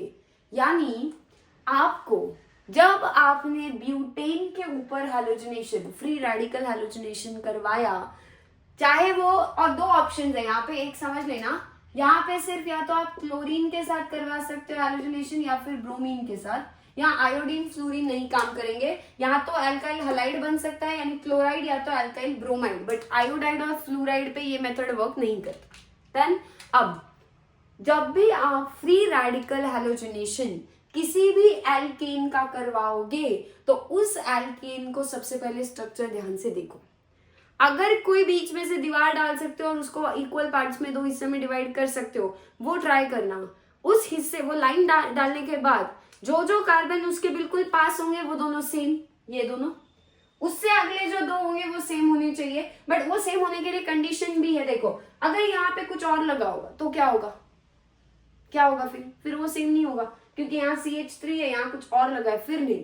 अब हम एल्केन्स की बात करें तो एल्केन में और कुछ हो ही नहीं सकता, कार्बन की चेन होगी, हाइड्रोजन लगे होंगे। बट मान लो यहाँ पे हाइड्रोजन नहीं था, फॉर एग्जाम्पल मैं जस्ट अज्यूम करी यहाँ पे CH3 लगा था, यहाँ पे CH3 है पर यहाँ हाइड्रोजन है। अब आप लाइन बीच में से डाल ही नहीं सकते, ये सेम हुए क्या, नहीं हुए, पूरा अलग है, क्योंकि यहाँ CH3 आ गया। आप कहीं से यहाँ से अगर लाइन ड्रॉ करते भी हो, 2 इक्वल हिस्से मिल रहे हैं, क्या ये CH2 इतना पार्ट सेम है, बट क्या यहाँ CH3 पर यहाँ H है, अलग अलग हिस्से है, यहाँ पे आप सिमेट्री है ही नहीं। और सिमेट्री नहीं है तो जितने तरह के कार्बन्स है उनपे जितने जितने हाइड्रोजन लगे हुए हैं उतने उतने हैलोजेंस वहां पे आके रिप्लेस करेंगे और उतने उतने तरह के प्रोडक्ट्स आगे बनेंगे। सो आपको स्ट्रक्चर देख के एल्केन का पहले कार्बन्स पहचाने, कौन से आपस में मिल रहे हैं, मिलते जुलते हैं। वो कार्बन आपस में जो मिलते जुलते होंगे उनके हाइड्रोजन भी आपस में मिलते जुलते होंगे, और आगे जब हाइड्रोजन लगेगा तब वो प्रोडक्ट्स भी आपस में मिलते जुलते होंगे। तो पहले देखो यहाँ पे अगर H है ना, इसको मान लो H ही है, ये ब्यूटेन था। अब ब्यूटेन से कितने तरह के प्रोडक्ट्स बनेंगे बताना जरा। अगर मेरे को मोनो हैलोजन ही लगाना है, डाई ट्राई की बात नहीं हो रही है, एक एक ही हैलोजन को रिप्लेस करना है। क्या एक आपका 1 क्लोरोब्यूटेन इन दोनों से मिलेगा, फर्स्ट और लास्ट से, यस, वो एक प्रोडक्ट हुआ। और बीच वाले दोनों से क्या मिलेगा, 2 क्लोरोब्यूटेन। क्या आपको ब्यूटेन से टोटल मोनो हैलोजनेशन करते वक्त 2 प्रोडक्ट्स ही मिलेंगे? डाई हैलोजनेशन करवाओगे तो और हैलोजन रिप्लेस होंगे, फिर तो पूछो ही मत, बहुत सारे प्रोडक्ट्स मिक्सचर में आएंगे। बट मोनो हैलोजेंस कितने बनेंगे, इस टाइप के क्वेश्चंस होते हैं। अगर आपने 200+ MCQs का जो सीरीज है वो अगर उसके MCQs थोड़े बहुत देखे होंगे तो आपको आइडिया आ गया होगा मोनो हैलोजनेशन में कितने टाइप्स के प्रोडक्ट्स बनते हैं, इस टाइप के क्वेश्चंस होते हैं। तब आपको ये हिस्सा करना पड़ेगा। वो कैसे करना है वो हम और भी क्वेश्चंस करेंगे, और ऑलरेडी क्वेश्चंस है भी। आप वो जो प्लेलिस्ट है 200 MCQ सीरीज में, उसमें हैलोजन डेरिवेटिव्स के इस टाइप के क्वेश्चंस हैं, वो एक बार आप चेक कर सकते हो। ठीक है, सो क्या एल्केन से अल्काइलाइड्स कैसे बनाना है वो क्लियर है सबको? नोट कर लो फटाफट। हमारा हाइड्रोकार्बन्स में से अल्काइल हैलाइड्स प्रिपेयर करने के लिए फर्स्ट मेथड था फ्रॉम एल्केन्स। आई होप वो आप सबको क्लियर होगा। वो फ्री रेडिकल मैकेनिज्म से होता है। जितने तरह के कार्बन वो हाईलाइट करो, उतने तरह के उनपे हाइड्रोजन उनको हाईलाइट करो, उन सब में से किसी भी हाइड्रोजन को निकालो। एक एक तरह के हाइड्रोजन से एक एक तरह का हाइड्रोजन आके लगेगा तो एक ही तरह का प्रोडक्ट्स बनेंगे। और आपको ऐसे कितने टाइप के हाइड्रोजन है, कितने टाइप के प्रोडक्ट्स आगे बनने वाले हैं मोनोहलाइड्स, उस पे वो फाइंड करना आना चाहिए। ठीक है, तो आज का होमवर्क एक काम करो, ये वाला होमवर्क ले लेना। प्रोपेन लो, प्रोपेन CH3 CH2 और फिर ले लो CH3। अब इसमें आपको क्या करना है, देखो का कहीं से दीवार डल सकती है और उस दीवार के अक्रॉस कितने टाइप के हाई कार्बन बनेंगे, कितने टाइप के उस पे हाइड्रोजन होंगे, कितने टाइप के प्रोडक्ट्स बनेंगे। क्या ये दीवार हम ऐसे डालेंगे, अब क्या इस तरफ दोनों CH3 आ रहे हैं और ये जो CH2 है ये दीवार पे ही है, क्या उसका कोई पार्टनर है? क्या नहीं, वो खुद ही दीवार पे बैठा है, मतलब ये इनसे अलग है और ये दोनों आपस में सेम है। तो कितने तरह के कार्बन हुए आपके स्ट्रक्चर में, चलो मैं ही बता रही हूँ। ये बीच वाला कार्बन जो है ये एक हुआ और ये दोनों CH3 वाले 2 हुए। क्या इसको मैं A बोल दूं और इसको हम B बोल दें क्या, क्योंकि ये दोनों सेम है। अब इधर से हाइड्रोजन निकलेगा, Cl लगेगा या Br लगेगा, प्रोडक्ट सेम मिलेगा। इधर से निकलेगा ClBr लगेगा, सेम मिलेगा इन दोनों से। यानी एक प्रोडक्ट हमको कहां से मिलने वाला है, B वाले से एक प्रोडक्ट। और A में जब लगेगा, A में से जब हाइड्रोजन निकल के उसके जगह हाइड्रोजन आएगा, क्या वहां से भी हमें एक टाइप का प्रोडक्ट मिलने वाला है। सो प्रोपेन में से भी टोटल आपके कितने प्रोडक्ट्स बन सकते हैं, 2 प्रोडक्ट्स बन सकते हैं। डन। सो मैंने क्या किया, दीवार ड्रॉ की। दीवार ड्रॉ करने के बाद उसके इस तरफ उस तरफ दोनों तरफ देख के सेम वालों को मार्क किया, एक से B। और जो दीवार पे बैठा हुआ था वो अकेला ही है, उसको कोई इधर उधर पे है ही नहीं, उसको मार्क कर दिया A से मिलेगा एक प्रोडक्ट, B दोनों से मिलेगा एक प्रोडक्ट, दोनों क्योंकि इक्विवेलेंट है। सो इस तरीके से हम आइसोमेरिक, हैलो एल्केन्स, मोनोहलाइड्स, इनको हम फाइंड कर सकते हैं। अब बचा है हाइड्रोकार्बन में से एल्कीन से कैसे अल्काइल हैलाइड्स बनाए जाते हैं। फिर हमारा बचता है नेम रिएक्शंस है, हैलोजन एक्सचेंज से बनाना है, और हमारे बचते हैं अरील हैलाइड्स का अलग से हमें सिंथेसिस देखना है, जिसमें 2 तरीके हैं, 2 मेथड्स है, वो भी आसान है। आगे का पार्ट बिल्कुल आसान होगा, बट ये अभी के लिए हम यहीं पे ही रुकेंगे इस वीडियो में। अगली वीडियो में हम फिर से नेक्स्ट मेथड्स ऑफ प्रिपरेशन के साथ फिर मिलेंगे।